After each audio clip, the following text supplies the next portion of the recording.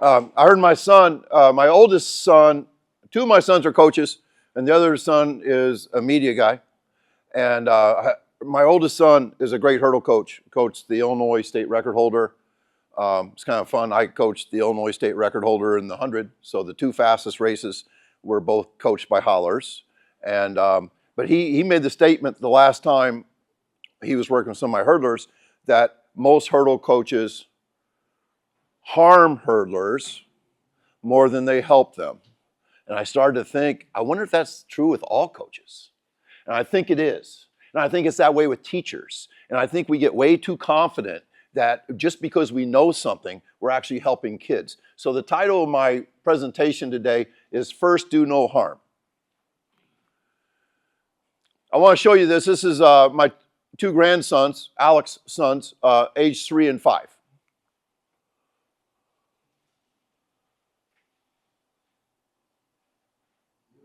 They are doing a lot of things right, guys. What in the hell happens to them between then and their freshman year in high school? You know what I'm saying? They're doing a lot of things right. Now, they do get out and race almost every day. They do get timed. You know how some parents measure height on a door? We measure times. Record, rank, and publish, baby. This last weekend, McKenna's 6 and Marlowe's almost 4.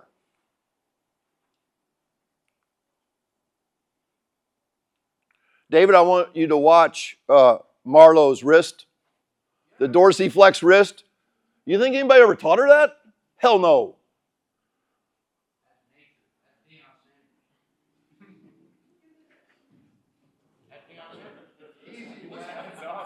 You could say, yeah, because their grandfather's a master coach. Bullshit. They were born to sprint, baby. They were born to sprint. And so when you start looking at it like that, maybe all we have to do as a coach is to find that inner spot in them that remembers how to do that. When I talk about sprinting, I say stay tall. I say get big in the front, short in the back, which means on toe off, we get big in the front again. And I say hands cross the hips. When I said that to Carl Lewis, he said, I call it elbow to the sky. Stretch reflex, stretch, pops forward. We didn't have to teach my granddaughters how to have full range of motion. They're doing it right. Now, sometimes I say people run like Carl. By the way, demonstration is the best way to learn. Let's review John Wooden's 8 laws of learning. Explanation, that's where most teachers and coaches stop. They explain, and then they say, you gotta listen. It's the worst way to learn. Explaining and listening. The worst way to learn. 90% of public education is explaining and listening. Law number 2 is demonstration. 3 is imitation. Those are the best 2 ways to learn. And then repetition, repetition, repetition, repetition, repetition. Wooden's 8 laws of learning. I call this the 4 position. This is Marcellus Moore. We just won the Milrose games last weekend. I coached him. This is what we call the 4 position. See how the knee makes a 4 there? If you're posted up and your knee is this far past your posted knee, you have a fast leg. You also see the down, right? The down. I don't know if you can see the flexion in his triceps. He's pretty fast. World record holder when he's a freshman in high school, 14-year-old, ran 10:40 for me. 10:31 as a sophomore, ran 10:05 at the Olympic trials, was 15th best in the semis at the age of 21. I call this the gauntlet. This is Marcellus running. I had this idea in 2012 where we're going to put the entire team in a gauntlet. And we're going to cheer like hell. And 61% of my kids ran PRs that day, even though we've been timing for 8 weeks. We've done it every year since, just twice a year. It stayed over 60% every damn time. Shit.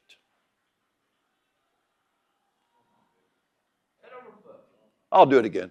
Yeah, see the head wobble? I call it a wobble because if we slowed it down, it would be head over foot.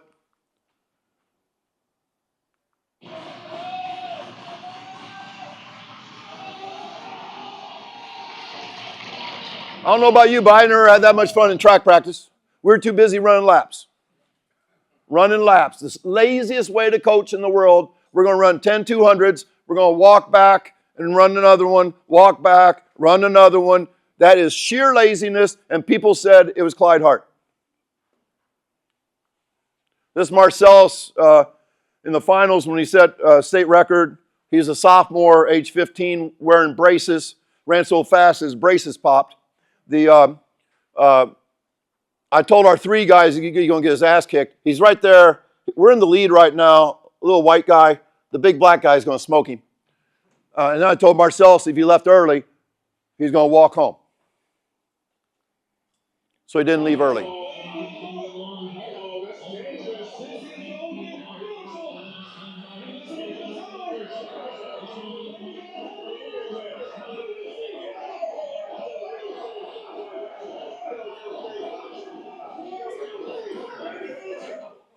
The guy that he beat ran an open 100, win legal in 1089. Marcellus split 9.3 right there. His best practice miles per hour is 24.3. He absolutely hit 25 there. That's pretty impressive. This is him last weekend. He's the 5'6" guy.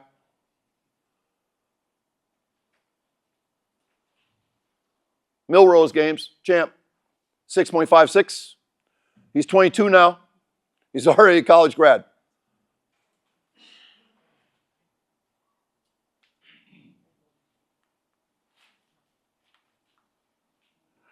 Okay, this is kind of interesting. I like this because he's wearing a white t-shirt.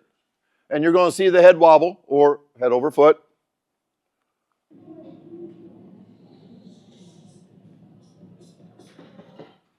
After learning the David Weck stuff, all I see is spinal stuff when I watch that.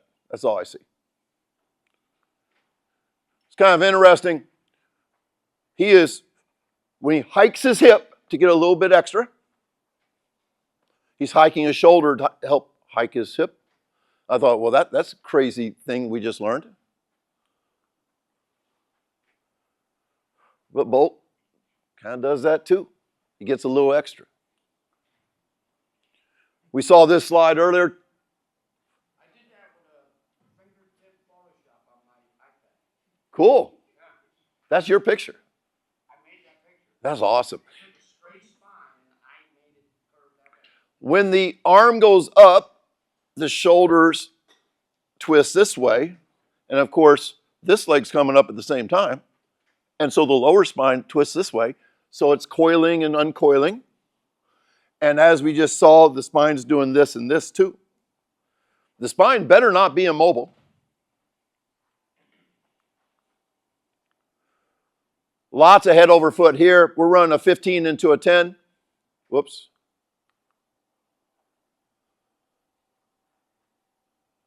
You're also seeing landing on the outside of the foot, coming off the toe. Outside of the foot, coming off the toe. Outside of the foot, coming off the toe. Do I coach this shit? No.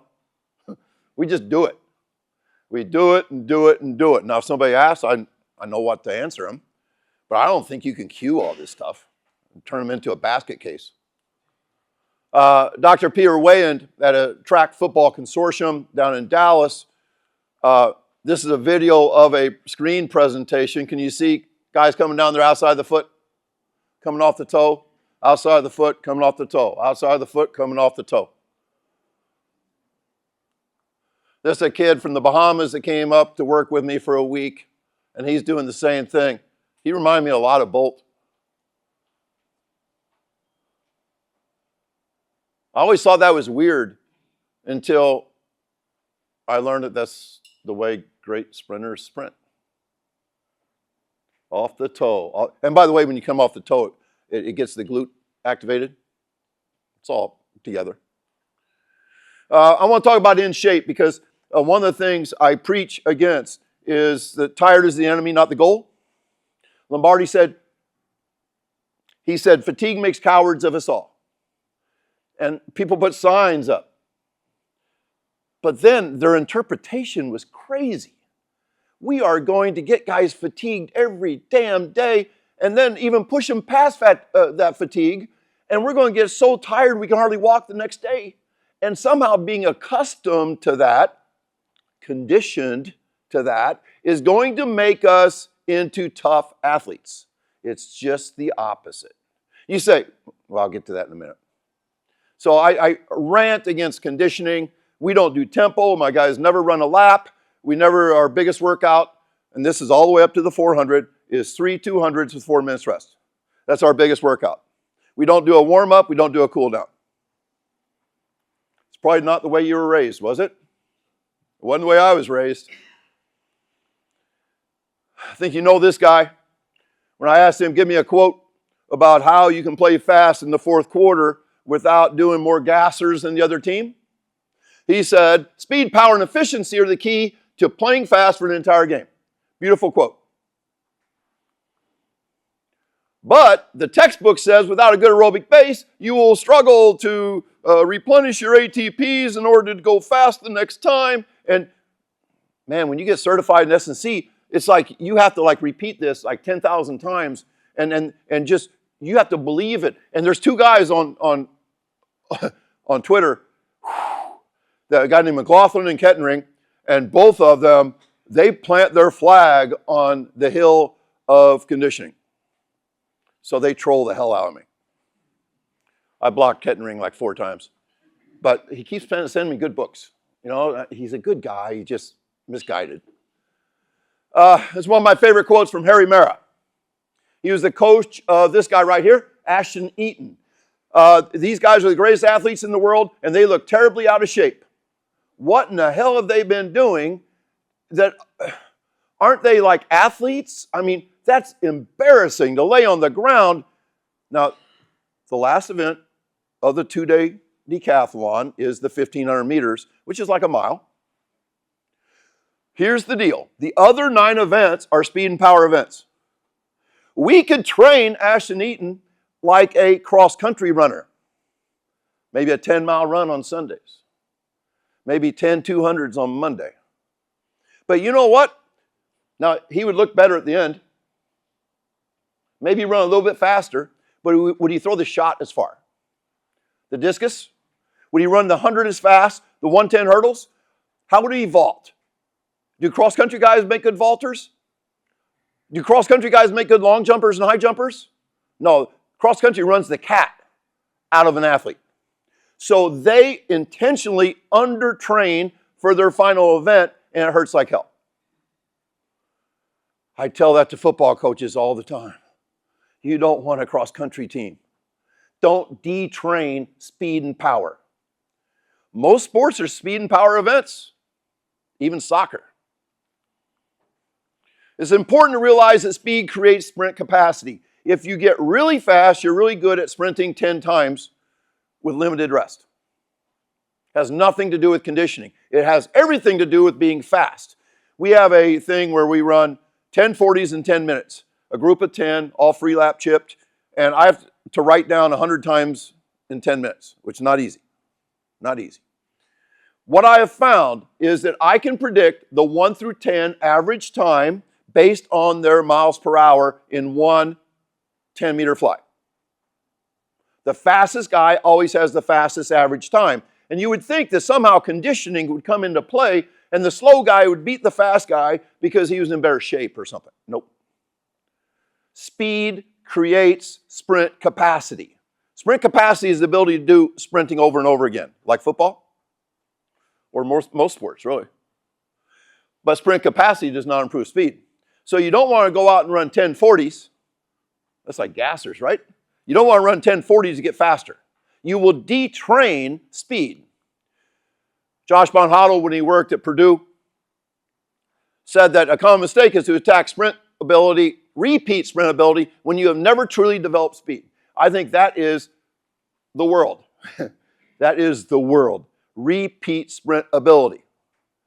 When S&C coaches say, yeah, we sprint. I said, describe it. Oh, we'll run like 8 20s, 630s, 440s, and end with a couple hundreds. You are detraining speed. You are detraining speed. Don't do it. West Point football was doing this, and I have no problem with this at all. No problem. Except for the fact that he said, doing sprint work. Is this sprint work? No. This does not make you faster. It may have value, but it does not make you faster. Running repeat sprints up a ramp does not make you faster. Running in a state of fatigue does not make you faster. It's a great story. Sprint-based football is a huge thing now. I just completed I have a podcast called Sprint-based football. It's pretty damn good. And a couple years ago, a guy, I love testimonials from meatheads. Like, Coach, I was a total meathead, a total Neanderthal. You're the guy I made fun of. But then we started feeding the cats in football. And we give them the weekend off. They get to sleep in on Saturday. No conditioning. This kid never had a bar on his back one time during the season. He said, last night, we won our fourth in a row. We're 4-0. This guy had 419 yards of total offense. He had 331 on the ground. I said, Coach, we have turned this guy into a superstar by feeding the cats. I said, was he tired on that 33rd carry? He goes, oh yeah, he was. And this gives me goosebumps. He said, but nothing we could have done during the week would have made him fresh from the 33rd carry. We could have run 50 gassers Monday, Tuesday, Wednesday, Thursday. Then he's tired in the first quarter. He's tired in the first quarter. So in a feed gas program, we say, let the race be hard. Let the practice be hard. No, let the game be hard. Mark Ellis, Princeton started feeding the cats a couple years ago. They call it Feed the Tigers at Princeton. And this guy led it. And when he started his 10-week winter program, they had 3 guys that could run 20 miles an hour. On a major lacrosse program, 3 guys, 20 miles an hour. 20-mile-an-hour kids don't get on my bus next 2 Saturdays from now, or our first meet. You run 20 miles an hour, you're not good enough to run a big meet. They had 3 that could run 20. 10 weeks later, they had 19 that could run 20 miles an hour. They had 3 that could run 22. No condition. They went to the Final Four that year. I love to say that we don't want the fastest milers. And if most coaches are dumb as hell, then somebody has to win, right? So we have this thing, this self-perpetuating, like, this is the way we do it, and we still won 9 games last year. Why does everybody still do it? I've really taken a deep dive into this because it amazes me, because it just seems stupid to me what especially football coaches do.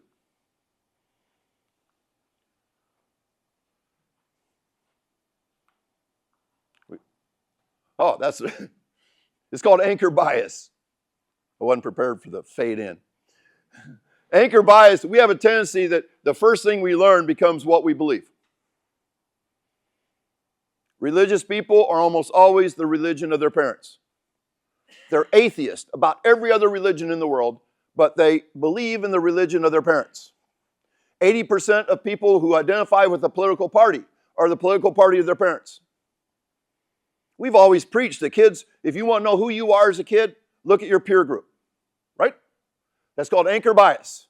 And then once we latch on to it, then it becomes our identity. And what are we supposed to do for our identity?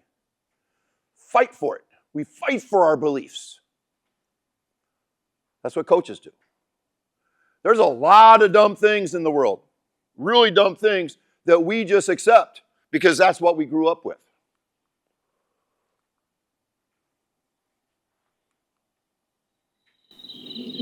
I hear the British are sending another 5,000 troops. How will we ever win this war? By remembering what we fight for. General Washington. Sit, please. We need your strength for the fight ahead. We fight for a country of our own, a new nation, where children and laws Yes, sir. Choose our own leaders. Yes, sir. And choose our own systems of weights and measures.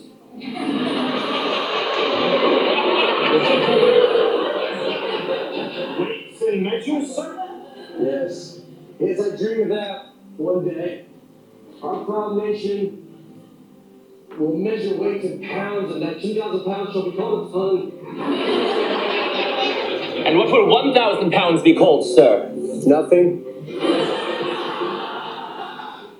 We don't have no word for that. Seems like we should have a word for 1,000 pounds, sir. And yet we won't. Because we are free men. And we will be free to measure liquids. And liters and milliliters.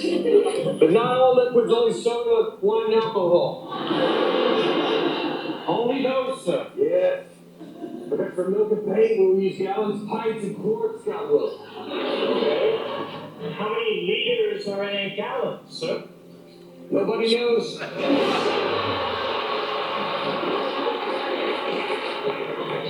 Sir, in this new country, what plans are there for men of color such as I? Distance will be measured in inches, feet, yards, and miles. So 12 inches to a foot? 12 feet to a yard. If it were always so simple. 3 feet to a yard. And how many yards to a mile? Nobody knows. Okay, well, how many feet to a mile? 5,280. It's a simple number that everyone will remember.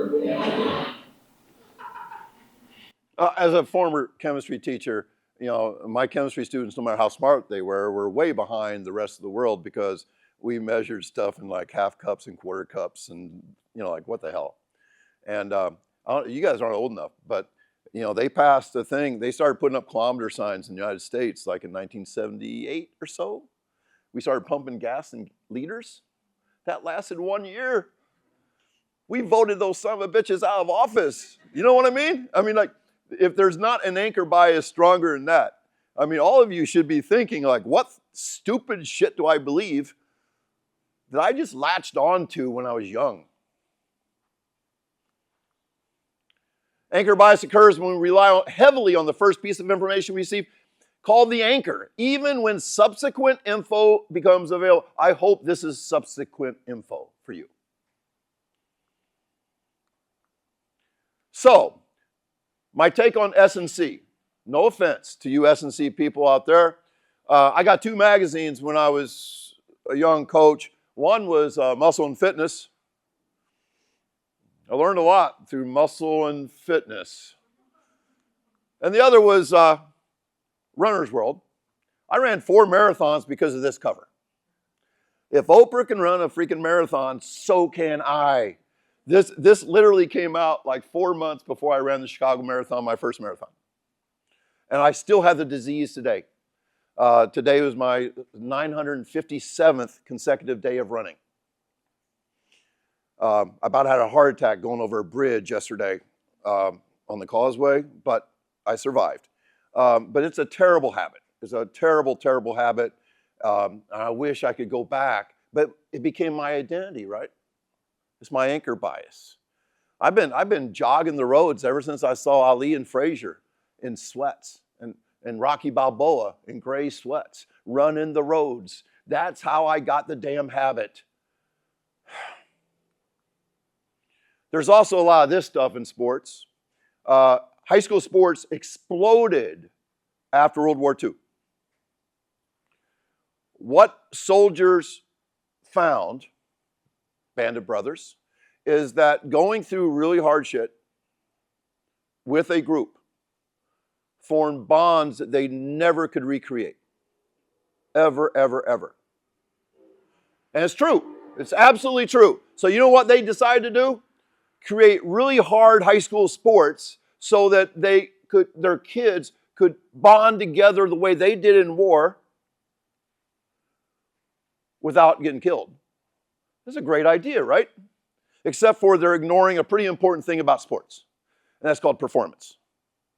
Performance is really damn important. winning is really damn important.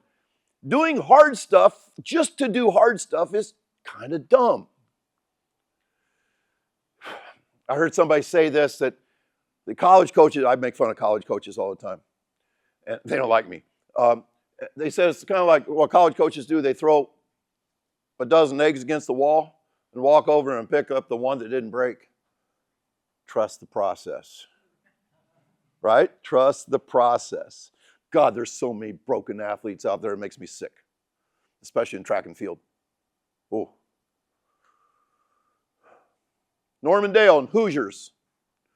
My practices aren't designed for your enjoyment. This was tweeted out. I think 2.5 million people liked it. I didn't know there's 2.5 million asshole coaches in the world, but there are, okay? They're absolutely, I mean, it's... I warn you, these videos were not like top secret videos. These videos were put out by the guy doing the abuse. And they were proud of it. First day of track practice in Miami.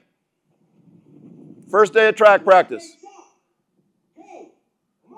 We don't do many burpees at my school.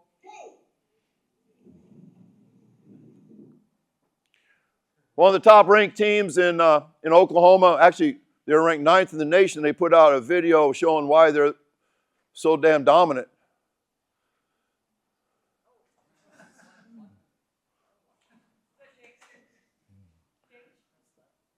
It's Jinx, yes. This was like 5 years ago, but oh yeah. I totally endorse everything. No. Georgia, they bring in some Navy SEALs or military people down there from Fort Bragg or whatever. And this is why they're going to win games. This is how they're going to win. School in Texas. It's one of the most important drills for a football team you could ever do. Once again, these are not like recorded to show the abuse to get the coach fired. This is the coach saying this is cool. And what could possibly... Now, you do this at Red Rock, don't you, Brian? No, you don't do this one? Like, what could possibly... Oh, that's what could go wrong right there. No more teeth. This is my favorite because I'm a big guy on core. You know, like I'm kidding. I'm not a big guy on core at all. But everybody needs strong abs. I want you to look at their faces. Look at their faces.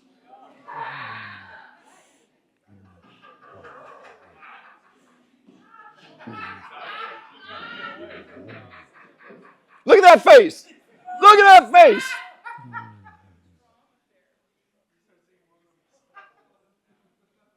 That's why I talk like an evangelical when I go around, because I want to change the world. I don't want my grandkids going through that.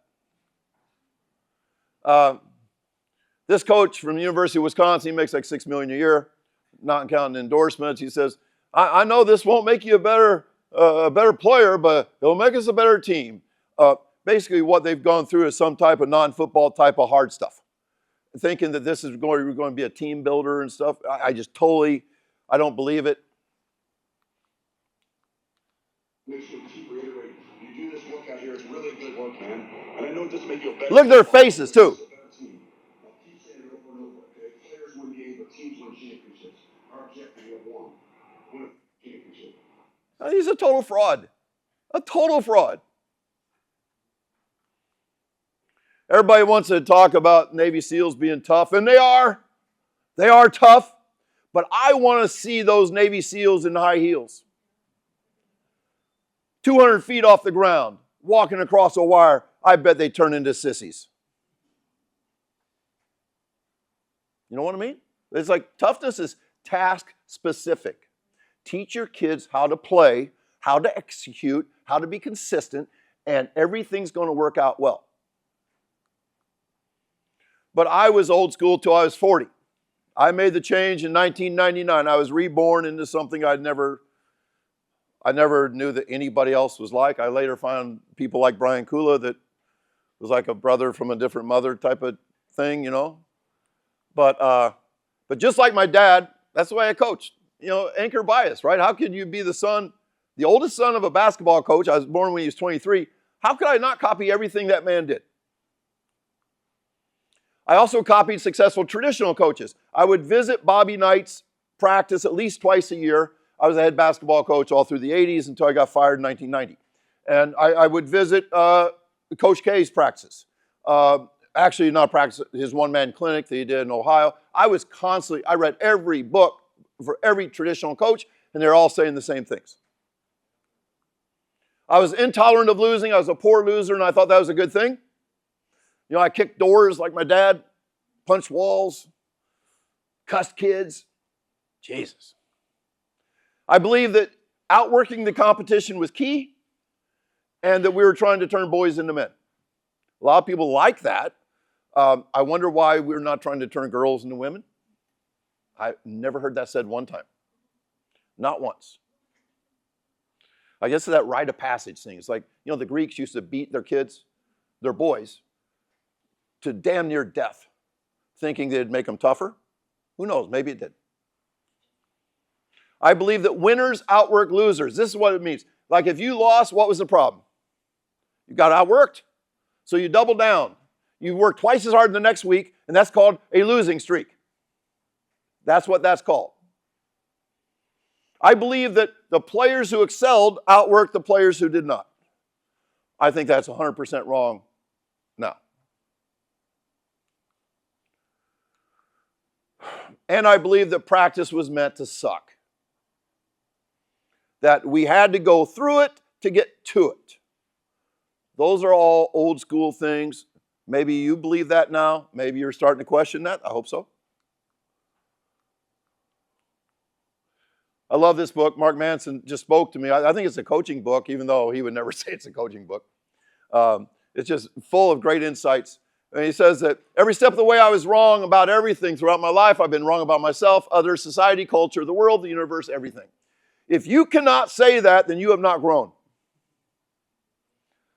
If you cannot say you've been wrong about pretty much everything,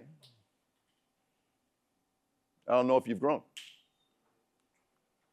When you find yourself on the side of the majority, it's time to pause and reflect. The majority is often wrong. There's strength in numbers, and so people have crazy ideas, and if they get a bunch of people around them that agree with them, you know, that's the silo they live in. So, let's talk a little bit about speed. The Atomic Speed Workout after reading Atomic Habits. How many of you have read Atomic Habits? It's amazing. Shouldn't it be like a part of every high school curriculum? I mean, my God, we are nothing more than our habits. Good habits, bad habits. Let's create better habits and let's have a strategy to do that.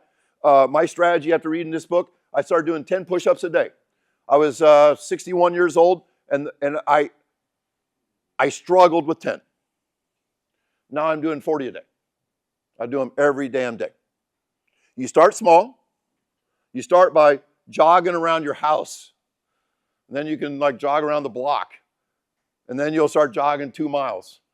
But start with something small. Attach it to, I attach my work to eating. I don't eat until I've done my running and my push-ups. So, how do you train a cat? Sprint as often as possible. That's 2 or 3 times a week. That's as often, as fast as possible means wearing spikes, getting time. We'll talk about all those things. Staying as fresh as possible is really a key. Rest, recover, sleep is my shirt. It's a 15-minute workout.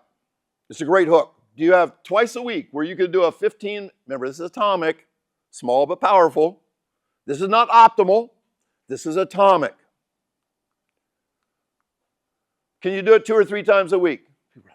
Yeah. Is it hard? Well, it's 60 seconds of work. I could do that. I don't think I have a slide that says this. Oh, and you'll feel better after the workout than you felt before. By the way, this makes a really good warm-up. Really good. This is what it is. 10 speed drills in 10 minutes. Nothing special. Fast march. Fast march is basically sprinting. Now we're doing A-skips. We're doing each one. Stereos used to go to 10. I say go to 11. We want to do each thing better than we've ever done it. Then we do 3 plyos. We're jumping over imaginary boxes, bouncing off the ground. And then we are doing speed bounds. And then we are doing pogos. By the way, if you Google atomic speed workout, everything, this video pops up. It's on my YouTube.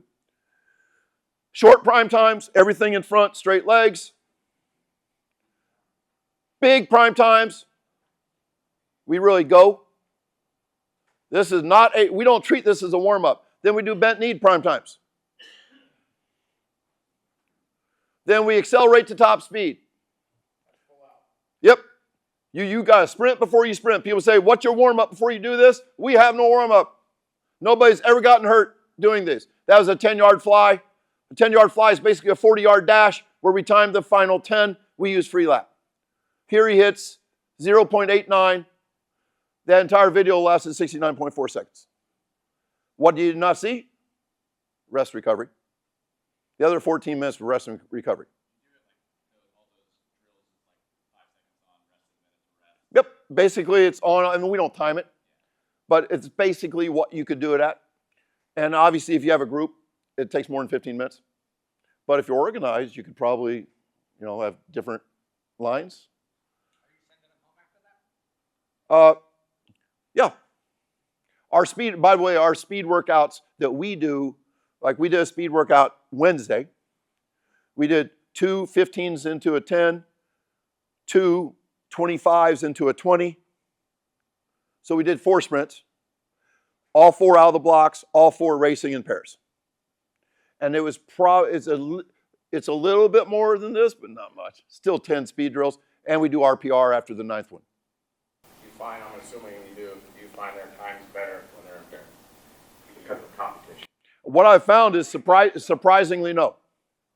Surprisingly, they are not better than they run solo.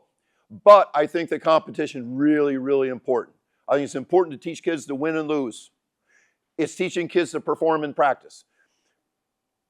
As an athlete, I never performed in practice with the possible exception of some basketball stuff because my dad was a really good coach. I never performed in practice in football or track. I was not timed in a single short sprint in middle school, high school, or college track. And I was a sprinter. We just ran a lot. We got tired. We did hard stuff. That's what we did. On Mondays, sprinters did a 6-mile Indian run. Our coach said it strengthens your hamstrings. And at the end of the year, he said, see, you guys, none of you had hamstring injuries. I said, yeah, because we're all too damn slow to pull a hamstring. You've detrained us so bad. I mean, you have to be pretty fast. Like in the 4x1, 90% of all hamstring problems are the anchor guy. The fast guys, right? Slow guys have a hard time pulling hamstrings. So a review of the top 10. The first 3 are all front side things. Next 3 are all bouncy, plyometric type things. Next 3 are straight-legged type things, except for bent knee, but still front side. And the last thing I say is accelerate. And I love the term, we sprint before we sprint.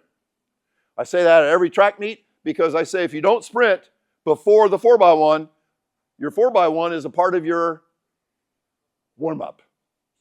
I guarantee that happens all the time. All the time.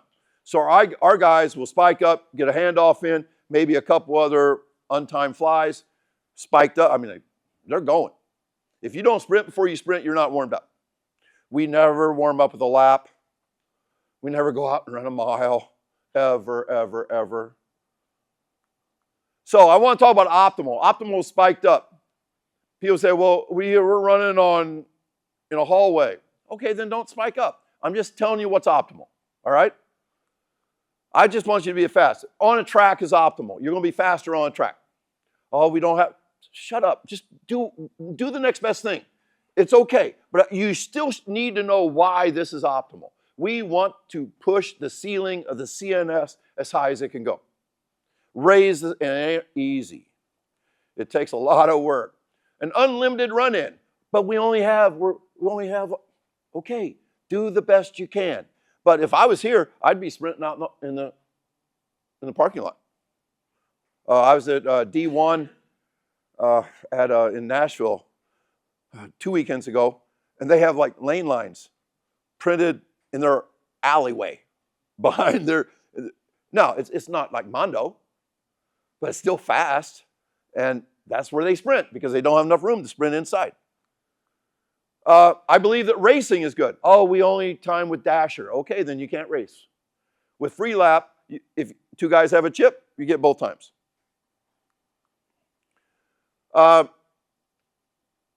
People talk about acceleration days. And a lot of people I really, like Les Bellman said, we accelerate one day, we max speed. Hell with that. We go max speed, we accelerate into it. Like I said, that Wednesday in our speed workout, we came out of the blocks 4 times, but we timed max speed. Why not do both same day? If you're getting to max speed, why not accelerate like you're racing? Just makes sense to me. We run with the wind. My favorite type of overspeed training is natural. Windy day, we have what we call windy day metrics. We don't let that, pollute our data, but we call them tornado 20s. We'll do like 20 meters, and we have a 30 minute, so it's different, but it's fast. 9 hours sleep is optimal. Hardest thing you'll ever do. Hardest thing you'll ever do. Our cross-country team has adopted the 9-hour sleep. They call it championship sleep, and they've been ranked in the top 15 in the country last 2 years. Last 2 years. And we'll be number 1 in the country next year. 9 of our top 10 guys are back. It's scary how good our distance guys are. It's embarrassing as a sprint coach, yeah. You gotta be fresh. You don't do sprinting after practice, after lifting, or after running a lap. You must be fresh. Caffeine is okay. Whatever it takes to be your bounciest, healthiest, because we are performing. It kills me to think that so many teams don't perform in practice. Kills me. What are you doing? We do RPR. How many of you RPR people?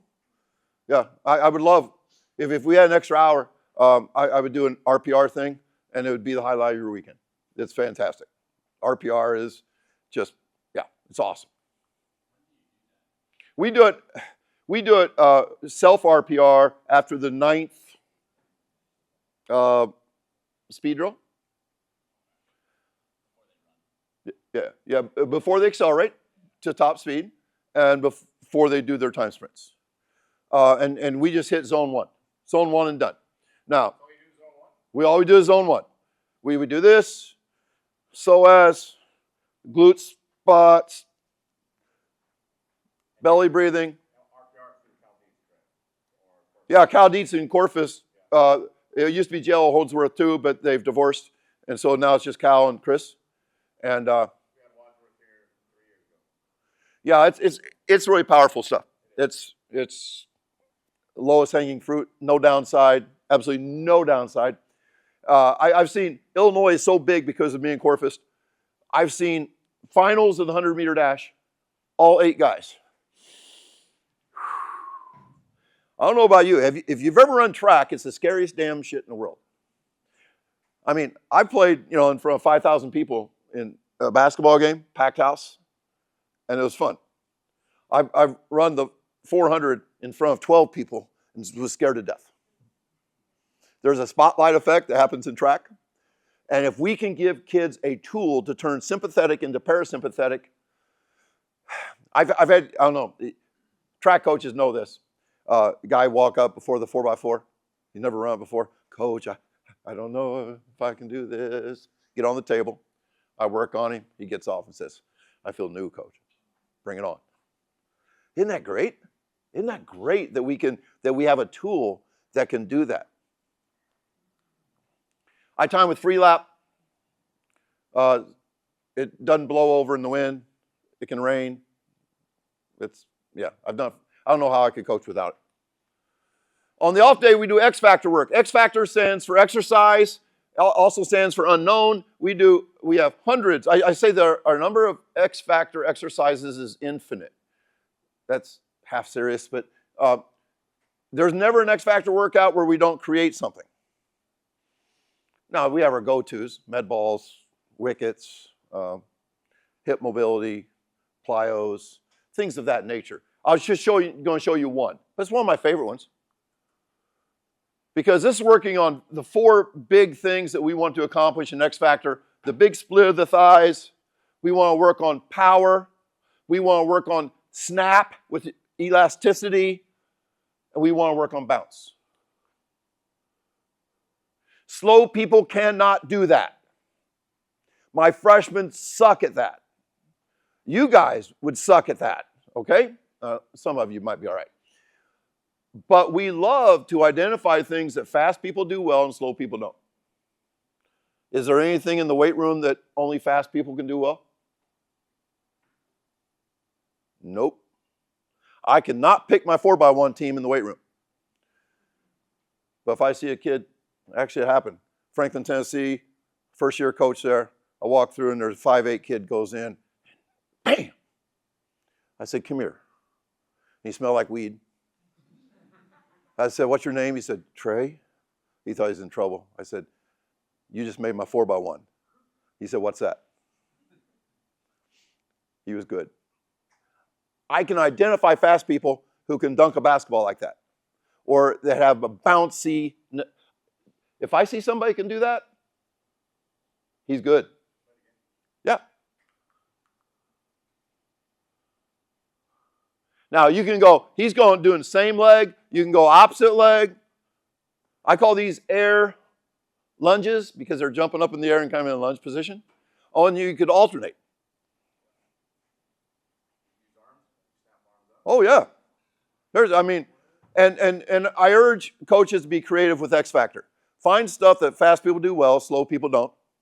Try stuff. If you don't like it, don't do it again. Microdose everything. The number one, X Factor is an alternative to an off day. That's how minimal we want to keep it. We want to make a profit and go home. Small profit and go home. We never want to ruin the next day. Ever, ever, ever. So, let's talk about the revolution. The revolution is the football revolution right now. It's weird. I coached football for 25 years. I've been out, but I never was a head coach. All 3 of my mom's brothers were college football players. 2 of them were Hall of Fame coaches. So I kind of grew up in a football culture as well. The 3 biggest revolutions in football, I believe, was the Nebraska Husker Power Revolution in 1969. This is the beginning of the S&C world. In 1969, the average player on the 115-man roster at Nebraska weighed less than 220, the average weight, and the average guy benched less than 220. Their starting offensive tackles weighed like 225. Things have changed. Huge, by the way, that's Boyd Epley. And where do you think that he got his weight training stuff from? Muscle and fitness, right? He's a poser, right? He's a bodybuilder. Nothing wrong with it. I'm just saying that S&C still suffers from the bodybuilder, powerlifter roots. It wasn't that long ago. I mean, I was 10 years old when this happened. Okay, so this is not that long ago. The second one, by the way, if you're a football fan, you've not read The Perfect Pass. It's the greatest football book ever written, ever. Written by a historian named S.C. Gwynn that wrote a Stonewall Jackson book that was fabulous. Empire of the Summer Moon about the Comanches in Texas, so good. But anyway, Air Raid, How Mummy changed the world, changed the football world. And I think we are in the process right now of changing the football world. And it hurts a lot of feelings because most football has been hard work-based football, military model football, and sprint-based football is performance-based. And that's a hard change for so many football coaches. Most football coaches want to go big on everything. And I think that like if you do true sprint training, which none of them do, and then on the next day you do conditioning until they can't walk, then you've detrained what you did on Monday. Read the book Essentialism. You get far on the things that you prioritize. So in sprint-based football, we value winning more than we do hard work. There are people that want to fight me. over that slide. And I'll say, no, I'd rather win. Hal Mummy, he was 10-0 at Valdosta State. He was playing a rival that was also 10-0. He said, Coach, what accounts for your turnaround at Valdosta State? He said, we don't stretch, we don't run sprints, and we don't practice on Mondays and Fridays, and when we do practice, we never go longer than an hour and 45 minutes. We don't waste the players' time. He was the original feeder of cats. And I hear that somebody's going to get me access to him on my podcast, my sprint-based football podcast, which would be really fun because he was like an OTB type of guy. I believe in performance over effort. Effort might be the favorite word of football coaches. And the reason why is this. When you burn the steak every damn day, can kids perform? Nope. All they can give you is effort. Effort. And to get that, you got to cuss them and you got to push them. And it's no fun to coach like that. No fun. Sprint-based football coaches don't blame losses on toughness, conditioning, or attitude. All three of these are defaults. Stupid defaults. Maybe you lost because of tackling, blocking, turnovers, interceptions, poor execution. The other team was better than you at every position. There's a lot of reasons why you lose, but so many football coaches want to go to those three things. Sprint-based football prioritizes speed in and out of the season, and they stop chasing aerobic fitness. Pisses people off, man. I mean, everything that you learned in school is wrong.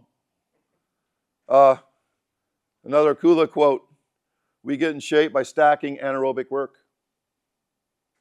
Performance level anaerobic work. And I asked Brian, I said, now it's Christian, he was with the Panthers at the time, does he struggle with their conditioning test, their 16 time 110s? First day? And Brian Kula said, he won it. Good athletes are okay. Oh, it'll hurt, let it be hard. But don't detrain the things that win football games.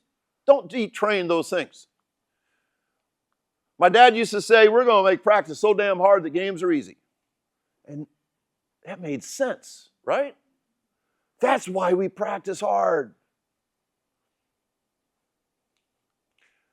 Garrett Moeller, Stewartville, Minnesota, 14-0 both the last two seasons, 2 state championships. They're wearing Titan sensors, and they found out that their 4 days of practice volume equaled their game volume. Think about that. I think at least 2 practice days back in the 70s when I played, we went double game volume with no day off the next day. Double game volume. We'd practice 3.5 hours. We'd turn on the lights. Weekends off. Oh, this hurts coaches. Now, coaches still work, but they work on their own. They communicate through Google. They still, but sometimes you have little kids and you can't work in the morning, but you can work at night. So the coaches work on their own. You don't bring in the kids on Monday or Saturday and Sunday, and then on Monday, they are almost pissed off. I mean, they're like, let us get back to football. We miss football. That's what you want. You want guys missing football. Rest, recovery, sleep is my shirt.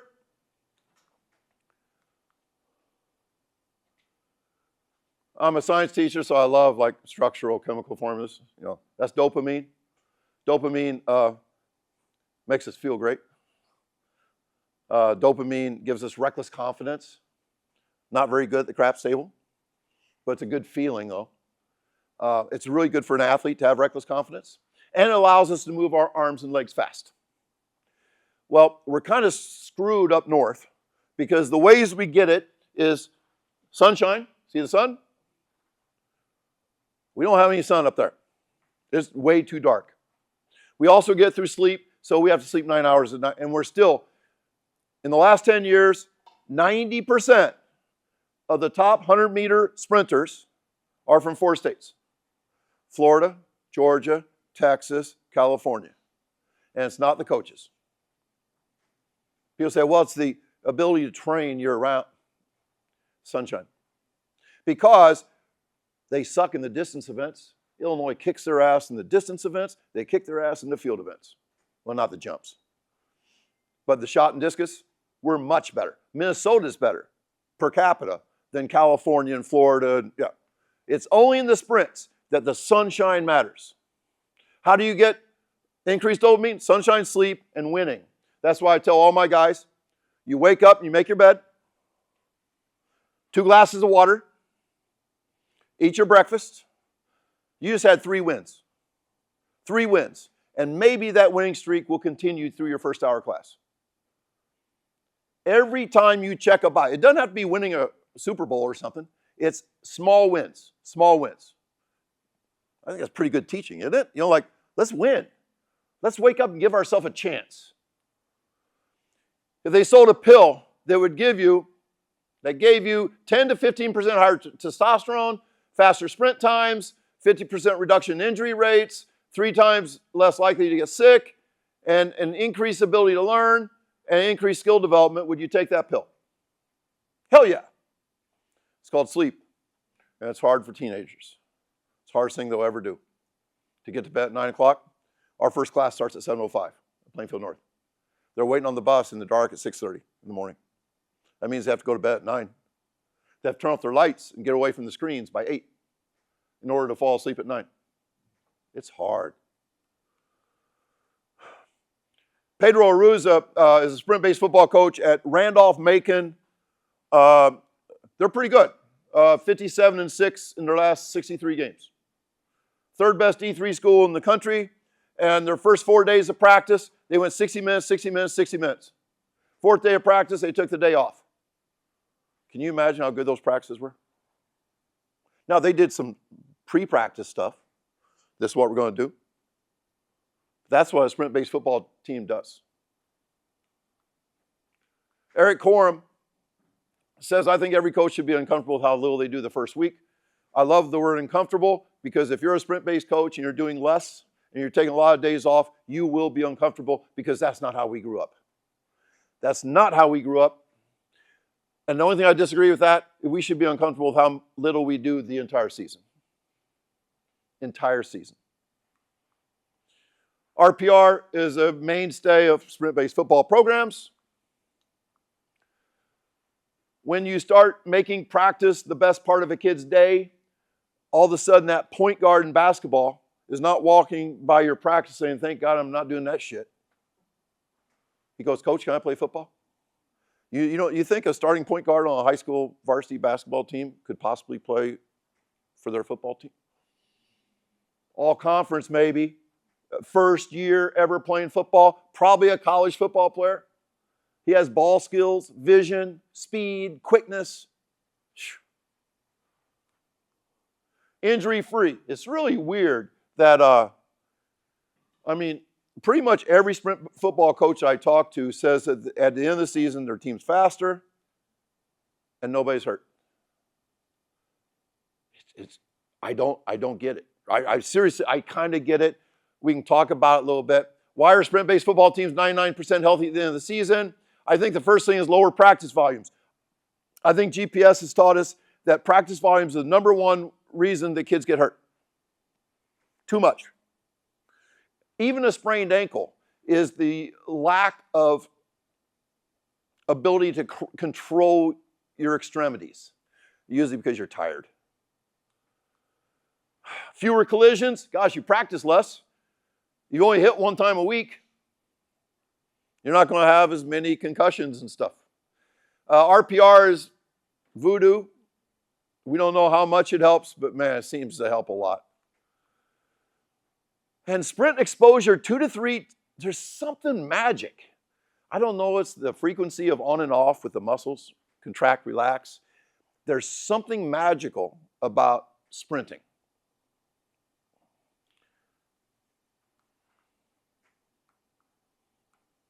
Come on. There we go. Oh, and off days was the last one. When you take a couple days off, like totally off, they're great.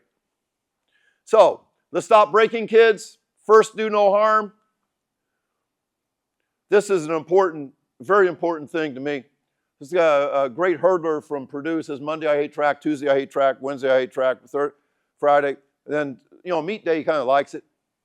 And then on Sunday he's really sore and he hates it. And he got like 934 retweets in the first 24 hours. People say, yeah, because it's funny. No, it's because everybody relates to this shit. Everybody relates that track sucks. All I gotta say, if BJ ran for me, he would have been better. I don't think you can be great at something that you don't like. What is the athletic experience? What do you think? 95% of our athletic experience is practice? Games? This t-shirt sold like 2.5 million. 2.5 million t-shirts. It's one of the most famous t-shirts of all time, Navy SEALs. My t-shirt has not sold well at all. I mean, I'm waiting till this revolution gets through, and maybe people will start buying my t-shirt. But as of now, it's just, yeah. Kids will inspire coaches, and coaches are reborn. I love talking to teachers. I've only got a chance to talk to them like this one time in my career. Nobody cares what teachers have to say. And I tell them that if your class is miserable, you're going to be miserable. So maybe you need to start making your class the best part of a kid's day. What you will gain from that, from happy kids, is immeasurable. You will become the best teacher, better teacher than you've ever been, if your kids love this class. And the first thing you do is you tell them, this is going to be your favorite class and I'm going to be your favorite teacher. You probably remember teachers that didn't say that. Like I've had teachers say, I'm going to be your worst nightmare. Like, oh, that's really effective. That's really effective, isn't it? Coaches, coaches tried to scare the shit out of kids the first day, Steve Jobs said, if you're working on something that you really love, you don't have to be pushed. You get pulled. I would rather be pulled than pushed. I said last night, I'm almost 3 days away from being 66, and I'm younger now than I was in my 30s. And it's because of this, because my kids love coming to practice. It makes me love being there. The end of this feedback loop, when you make practice the best part of a kid's day, happy and healthy athletes perform well in practice. Of course they do. They like it. And then athletes will see it. They'll start telling people, this is the best part of my day. And then as a coach, you'll come to things like this and try to get better. You'll try to get better. It's an endless feedback loop that's win, win, win, which that's what we're here for. I mean, if this didn't win, I wouldn't be talking about it. This is not some woke shit. It's not woke shit. I am woke. How has the criteria for player selection and or the depth chart changed in your sprint-based football framework? Excuse me? The depth chart or criteria for your starting players, how has that evolved with this transition to you? The guys that perform best in practice, we have a pretty good hunch they're going to perform best in games. But do you coach any type of revised criteria? Nope. No, coaching is still coaching. You put your best players out there. You may not like them all, but you're there to win games. I guess I'll take it back to my football career again.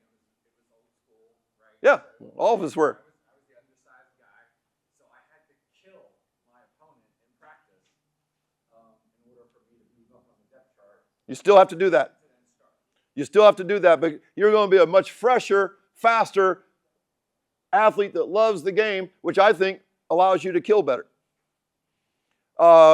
Sprint-based football teams are violent because they are healthy and fast and powerful and all that stuff.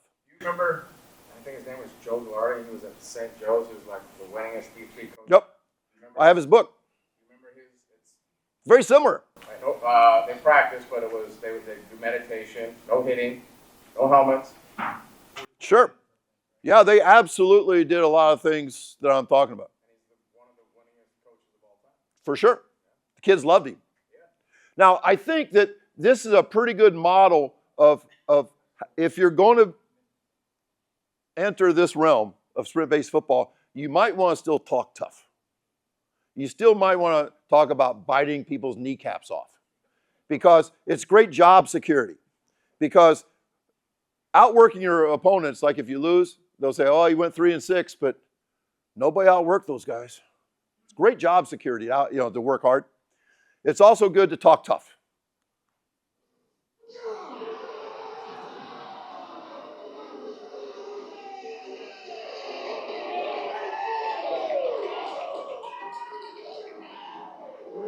I told you you'll never forget this game. You'll never forget this game. We don't have to talk about how tough we are. We don't have to talk about how resilient we are. We live it, man. We've been living it. Where's our defense at? Offense, that's the way to step up, man. That's the way to step up. Are you scared? Keep throwing up. Whatever you're doing over there. Okay, that tough guy hired Mike Clark, TFC speaker, sprint-based. Who does he bring in to run the protocols? Chris Corfus. Dan Campbell wants the fastest, healthiest team he can possibly have. He can still talk tough and be woke behind the scenes. I don't know if that's woke. I mean, I think being healthy and fast is pretty smart. Chris, by the way, has one job offer in the NFL, and he's getting interviewed with the Lions and getting interviewed with the Cowboys. And he has no degrees, and he's just a history teacher that knows RPR, knows the 1080 better than anybody in the country. So, let the game train the game. I like this. Rest, recovery, sleep is the base. You don't give yourself a chance to be good if you don't have that. Rest, recovery, sleep is the base of the pyramid. I think the base of the old school pyramid is hard work. And then you need to sprint, lift, jump, and bounce. Those things are not sport specific. You don't get sport specific until you reach the other levels.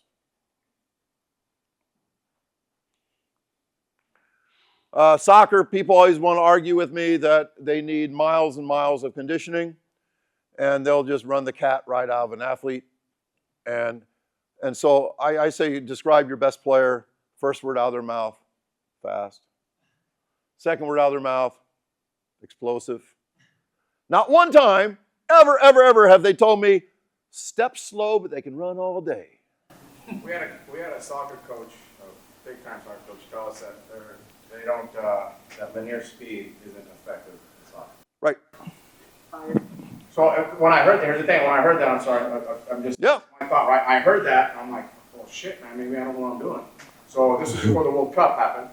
So I started watching the World Cup, and the last 4 games of the World Cup, right, if I remember correctly, were won by players who outran the defender to get to the ball that was kicked out. The big plays.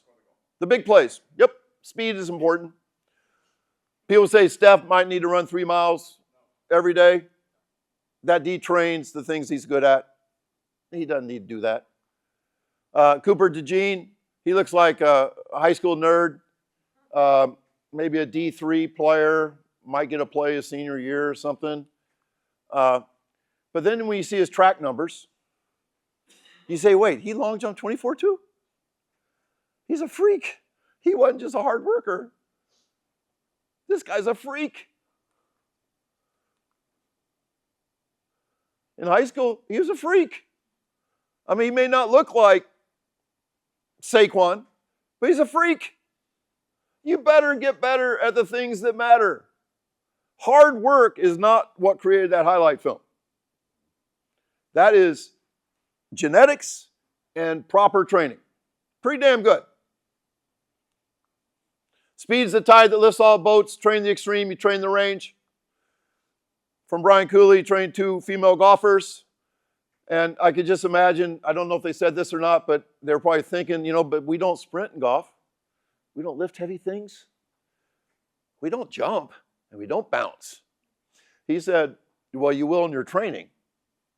So that's what he did. And they got faster, and their club speed got faster. That's what I mean by global.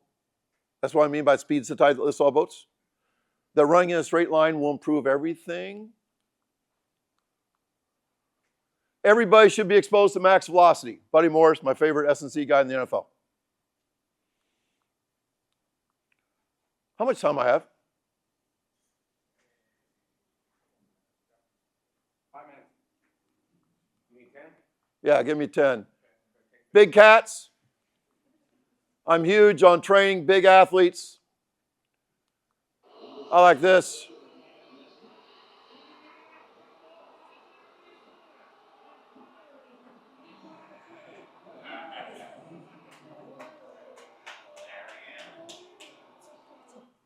Deardorff says, that's the most athletic thing I've ever seen. We want athletes. We want big cats. We don't want them to eat more and lift more and do hard conditioning. We want them to sprint. As they get faster, it amplifies collisions. That is not soft, guys. Speed is not soft, period.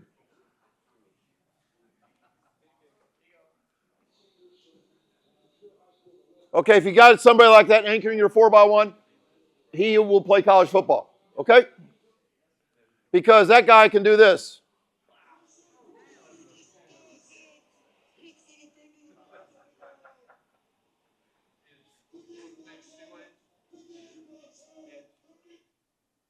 First pick, because he's fast. Most offensive tackles look like this, and they don't sprint. They can't break 6 in the 40. If you run 5.4 in the 40, you don't get drafted. These guys can't break 6. Maybe they should sprint some. I'll skip this. We promote with wristbands. We promote with truck stick. We found that when you take a guy's weight times his speed, it's a powerful number. If you're big and fast, you always have a place in football. So your bigs need to sprint. So we give dog tags. We find if their truck stick is over 1,000, 99% of them win scholarships. Tristan Wirth's truck stick is 1330. If you're 800, you're a great high school player. He's 1330. That's why he's the best offensive tackle in football. Fast and big. Fast and big. If you want a truck stick calculator, email me and I'll send you my spreadsheet. All you have to do is enter their weight and their 10-yard fly time. My stuff does the rest. It's really, really good for big guys. Plainfield North, we've gotten faster every year. Played for the state championship in 2017 because we had 32 guys running 460 or better. That's a relentless pursuit of speed. Took a lot of work. Dave Montgomery had never speed trained in his life. 10 weeks with Corfist, he improved from 20.9 to 22.1. That was after 2 years with the Bears. It made him millions and millions of dollars. I think $18 million a year now. And now he's not a slow guy anymore. Sometimes when he runs, I think it's Jameer Gibbs. I mean, he's really fast. And Corfist did it for him. Saquon called me in February and said, I love your stuff. He goes, what should I add to my workouts? I said, you're not going to like my answer. You need to subtract. I've seen what you do. You're doing too much. He goes, you mean like maybe do 500s instead of 20? I go, no, don't do any hundreds. I said, Coach, I feel like I've been brainwashed. I'm like, we all have. We've all been brainwashed. And so he goes out to LA and works with Brian Kula. And I texted him 3 times this year saying, younger, leaner, faster. Everybody wants to say, that had nothing to do with this, just his offensive line. He was younger, leaner, and faster. There's no question in my mind. I'll skip through this because I want to go to, I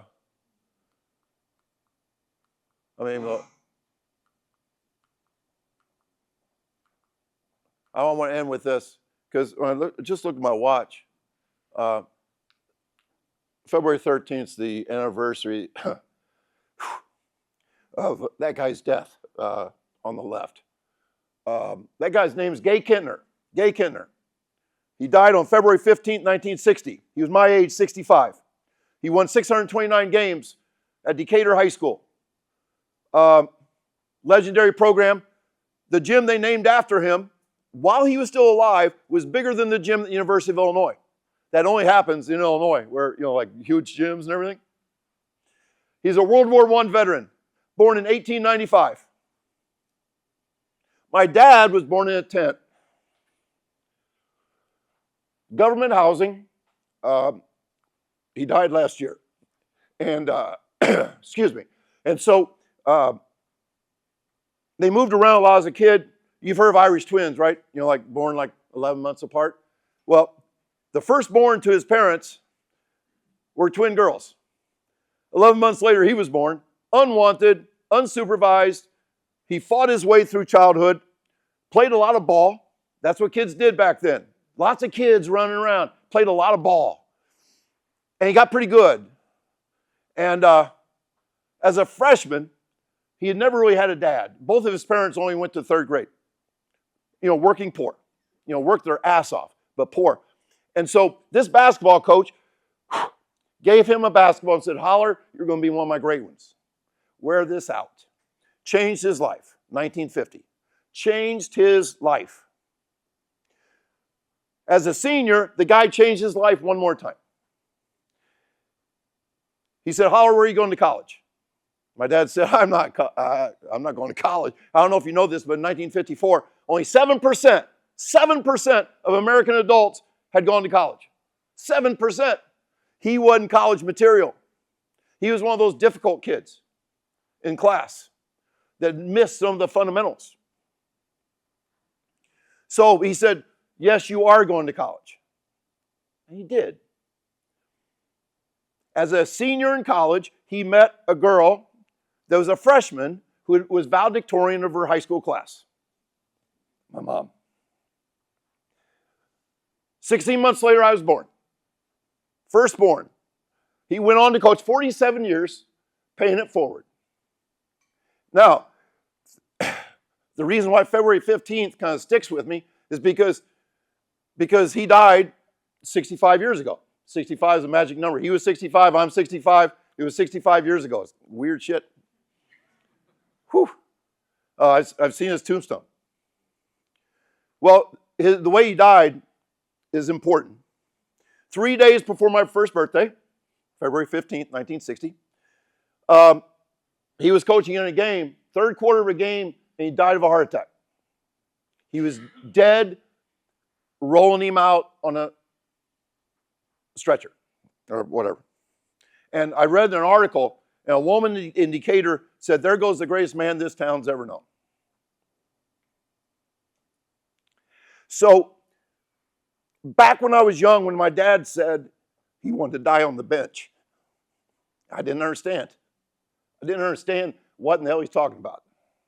But now I do. Now I do. So, encouragement, to give courage is something that's maybe supersedes everything we do in sports. To give a kid courage. And you know what? The good kids don't need us. They got it all going on. They got parents that read to them when they were like 2 days old. They were being read to.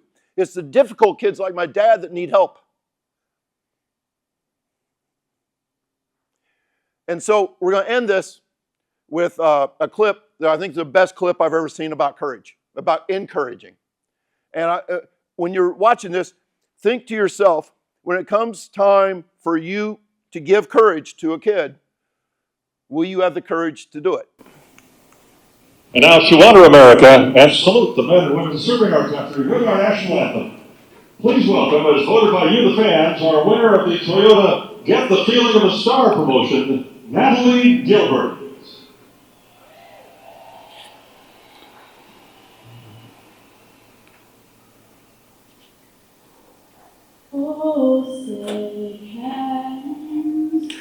This is NBA playoffs or championships about 20 years ago, I think. Mo Cheeks was the coach for the Trailblazers. Don Nelson was the coach for the Mavs. There's a girl named Natalie Gilbert. She reminds me of my daughter. The crowd thinks it's funny as hell.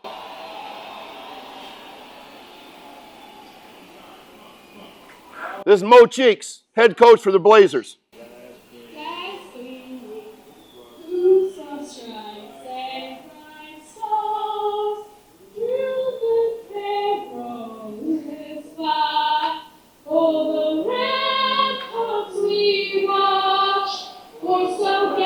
The crowd has changed.